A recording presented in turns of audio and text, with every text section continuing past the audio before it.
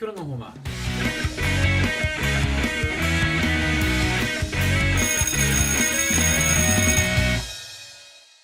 Welcome back. It's day 3 in this build. Now, I jumped ahead and I didn't video the assembly part of the video. And the only reason I didn't do, I really thought about it, but I thought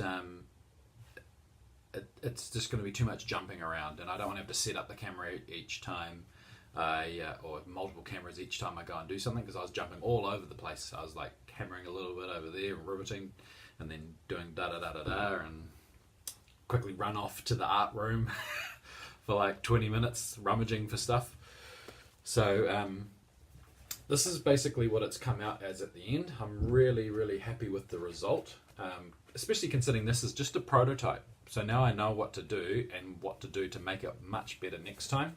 I added a little, when I tried the helmet on initially, I found that my ears stuck out, and when I did a little bit of extra research, normally they would have like, I'm not sure what you'd call it, but it's kind of, if you're familiar with what a gambeson is a quilted piece of material that is made into a jacket, but normally they come with a little cap as well, and you'd wear that under your helmet. And a lot of people that were reenactors wore the little cap. Another variation I saw is where there's like cheek guards on your cheeks, and that will sometimes cover your ears as well. And the most common version I saw is the chainmail at the back. So what I found is this Hessian cloth in my in my art room of my school. I was going to say local art room, but not everyone has one of those, if you get what I'm saying. And so I put that on there, and the last thing I'll do probably now is, just to make it really nice, is spray the inside so it's like metallic all over, because you got that Hessian on the inside and then the metallic on the outside. Another thing I'd do too is, I was in a bit of a rush, so I could show the prototype to other people and see what they thought of it, is I'd probably stitch it, put just a hem on the Hessian, just so it's going to last a bit longer, if that makes sense. But yeah, I'm really happy with how the result came out. Now, I'll just quickly show you on the inside. Now, I took my balloon and I split it into quarters, and then I sized each quarter on the hole so I knew it would fit properly. Now, there's each of these sections is only held by 3 rivets. But if I wanted to make a really tight fit, like really get the fit better, I would go and add more rivets. Traditionally on a Viking, spectacle helmet, there'd be like a bazillion rivets up there. A bazillion's an exaggeration, but there'd be a lot more. And so I just had a hammer and a nail, and hammered through the cardboard and the paper mache, put in my split pin, and then splayed it out, and then hammered it flat so it gets a nice snug tight fit in there. So this whole helmet, the only thing holding it together is these split pin rivets. Okay, nothing else, no tape, no staples.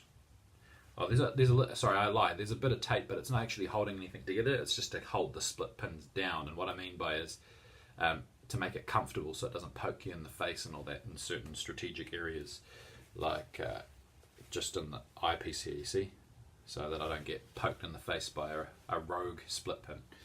So this is what it looks like. Now, I would be inclined to fit it a bit better next time. And you can see that because the chainmail thing flaps up, I would be also inclined next time to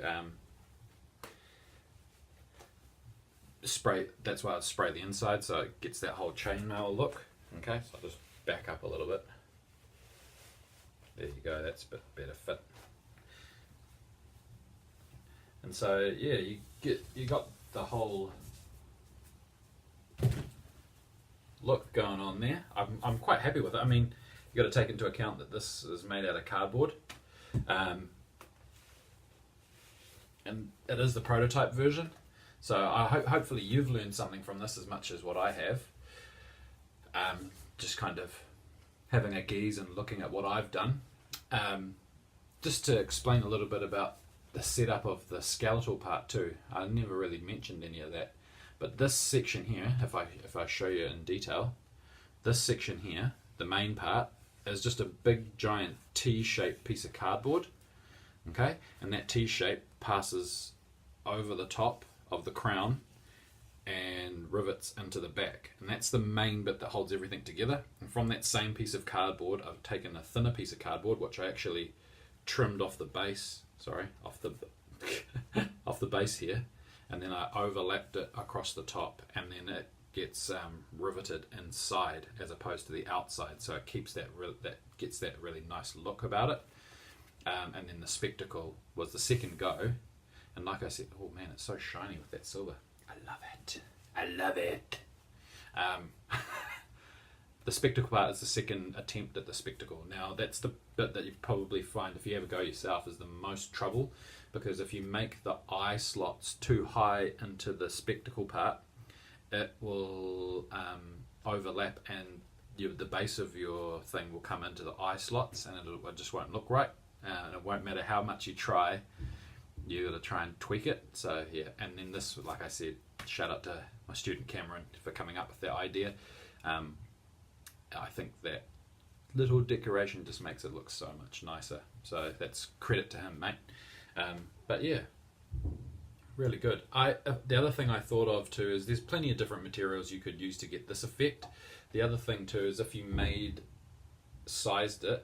size it a little bit big, because what I did is I found that I sized it far too tight. It still fits. It's a nice snug fit, and when other people put it on, it's really big for them, because I've got I'm a human like watermelon head, if that makes sense. I've got a ginormous head. So yeah, I would definitely look at sizing it a little bit more large, so you have the opportunity to it sits lower on your head, and then you don't have to worry about all this, and you get a nice fit, and you can put in nice cheek guards as an alternative. I would definitely look at doing this again, making another one, just because I found it really, really fun. You know, realistically, this whole build cost me something like $7, $2 for paint, $7 for $2 for paint, $5 for $2 for split pins, and $5 for paint.